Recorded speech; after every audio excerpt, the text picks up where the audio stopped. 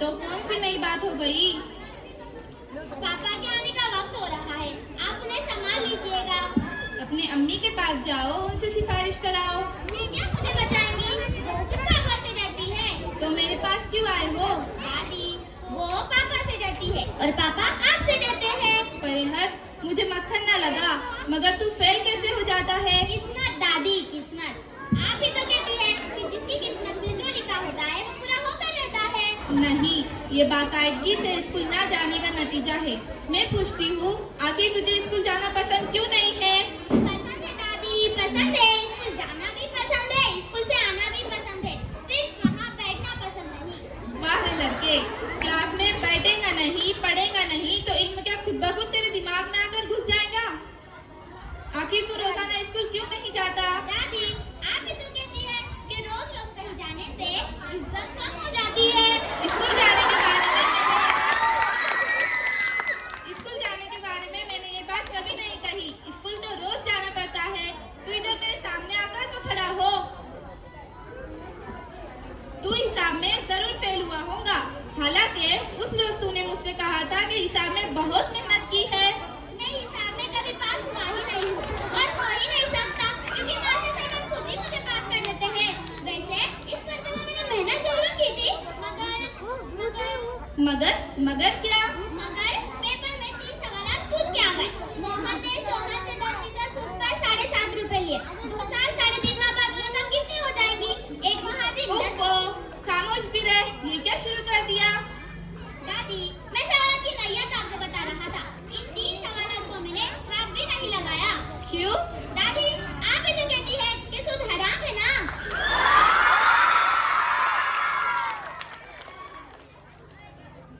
मैं सब समझती हूँ। मेरी बातों का तू अपने हक में गलत सलत मतलब अखज कर देता है। मेरे लाल, पढ़ाई नहीं करेगा, स्कूल नहीं जाएगा तो बड़ा आदमी कैसे बनेगा? आपसे किसने कहा कि स्कूल जाने वाले ही बड़े आदमी बनते हैं? क्या स्कूल जाने वाले नहीं बनते बड़े आदमी?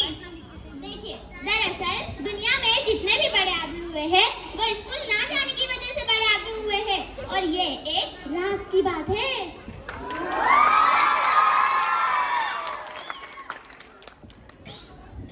मुझे अनपढ़ जाहिल समझता है लड़के।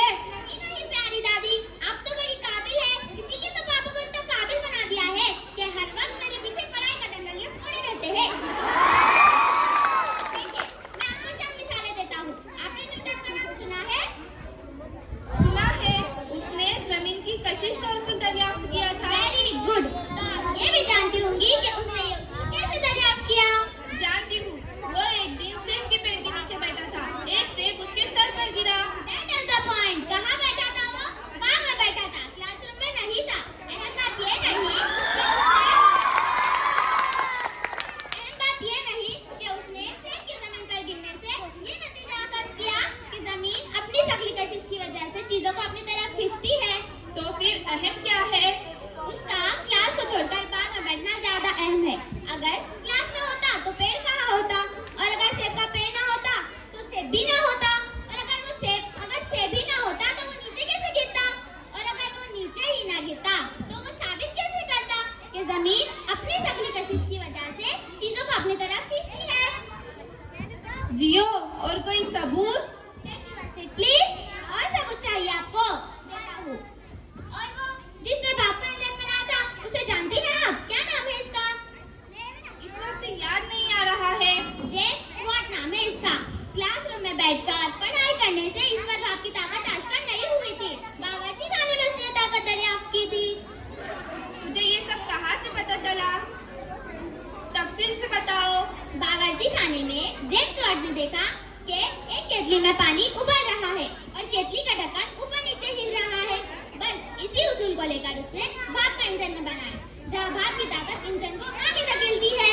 दानिश, तुझे ये सब कहाँ से पता चला? अपने काम की बातें हर एक को जाननी चाहिए। और सुनिए, एक था आर्किमिडीज।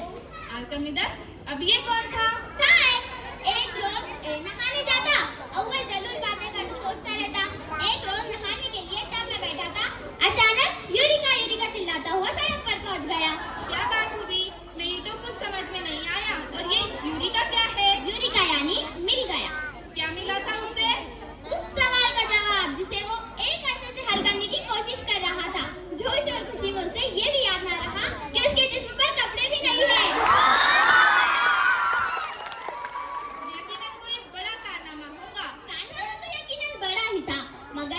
नजदीक ये ज्यादा अहम है कि कारनामा उसने गुसल खाने में अंजाम दिया।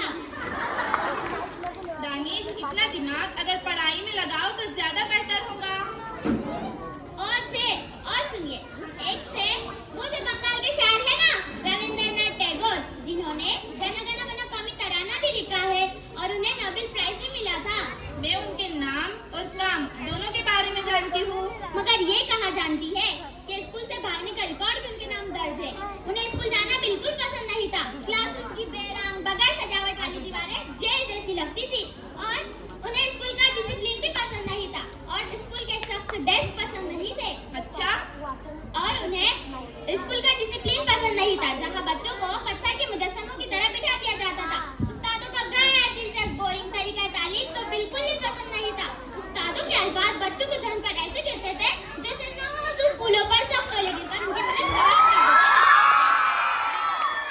इन सब के बावजूद वो स्कूल की छत पर जा बैठते, सूरज की हसीन दिलकश नज़ारों का लुत्फ उठाते। तभी तो शायर फितरत कहलाए। बेहतरीन शायरी की।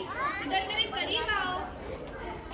ये सब बातें तुमने कहाँ से सीखी? कहानियों की किताबों से दादी। स्कूल अपने बस की बात नहीं। क्या तुम्हारे बस की बात नहीं? दानिश, पहले तो बहुत बातें बना रहे थे, अब क्यों साफ सुन गया तुम्हें? बताओ अपने पापा को न्यूटन, जेम्स वॉट, आर्किमिडीज और रविंद्रनाथ टैगोर की बातें। पापा, ये तो बहुत मामूली सी बातें हैं। पापा को तो बहुत कुछ पता है। नहीं, मुझे बताओ। अच्छा, बताता हूँ। पहले आप मुझे ये बताएं कि अंधेरे में कौन कौन देख सकता है? कई जानवर देख सकते हैं। इंसानों में? कोई नहीं, हाँ, महसूस कर सकते हैं। तो ये लीजिए, आप मेरे प्रोग्रेस कार्ड पर दस्तखत कर दीजिए। ये क्या बदतमीजी है? लाइट ऑन करो। अच्छा, करता हूँ। तो हमेशा की तरह हिसाब और अंग्रेजी में फेल हो तुम। अब तो आपको यकीन आ गया ना कि मैं नकल नहीं करता, वरना मेरे सामने वाले बेंच पर तो रोहन बैठा था, वो क्लास में दूसरे नंबर पर पास हुआ है। खामोश, बहुत बातें बनाने लगे हो तुम। मैं किस तरह तुम्हें पढ़ाई की तरफ वाकिफ करूं, मेरी तो कुछ समझ में नहीं आता। मैंने तो तुमसे कहा था अगर तुम पास हो जाओगे तो मैं तुम्हें साइकिल दिलाऊंगा। आखिर तुम करते क्या रहे? साइकिल चलाना सीख रहा था। अच्छा किया, हवा में चलाओ साइकिल। कम ना कर बेटा, तकदीर में फेल होना लिखा था इसलिए फेल हो गया।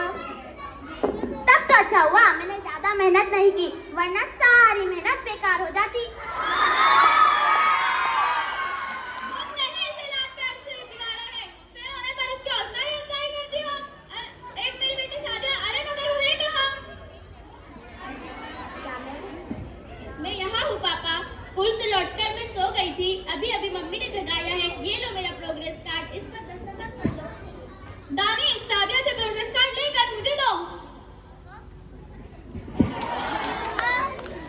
देखो दानिश, मैं सिर्फ दस्तखत की जगह दस्तखत कर रहा हूँ।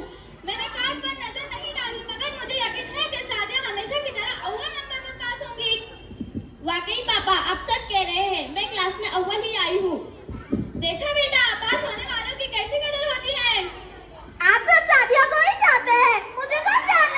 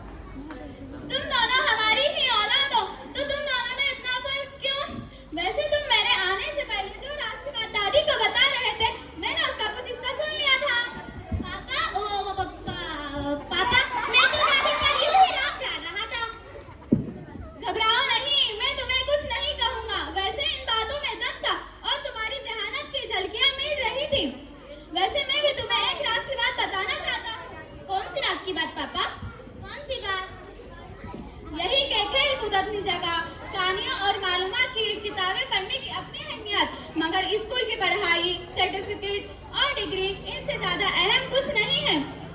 तुम इसके बगैर कहीं मुलाजिमत हासिल ना कर सकोगे, अहम रुतबे पर ना पहुंच सकोगे। मुलाजिमत ना करो, अपना जाती बिजनेस संभालो, मगर तालीम तुम्हें वहाँ भी वक़ार देंगी, तुम्हारी शख्सियत बनाएंगी।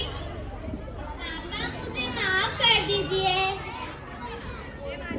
बेटे बड़ों का काम है बच्चों की रहनुमाई करना, वो हम करते हैं। तुमसे अगर कुछ उम्मीद करते हैं, वो तुम्हारी भलाई के लिए करते हैं, तो क्या गलत करते हैं? आप कितनी अच्छी बातें करते हैं पापा। मैं वादा करता हूँ कि आपने जो राज की बात बताई है उसे कामयाबी का जरिया बना दूंगा और आप अब से शिकायत का मौका नहीं दूंगा। ढल जाए कोई इंसान जब इल्म के पैकर में, ढल जाए कोई इंसान जब इल्म के पैकर में, अखलाक भी बोलेंगे, किरदार भी बोलेंगे। सरवरे इल्म है कैफे शराब से बेहतर, सरवरे इल्म है कैफे शराब से बेहतर, कोई रफीक नहीं है किताब से बेहतर। लो जा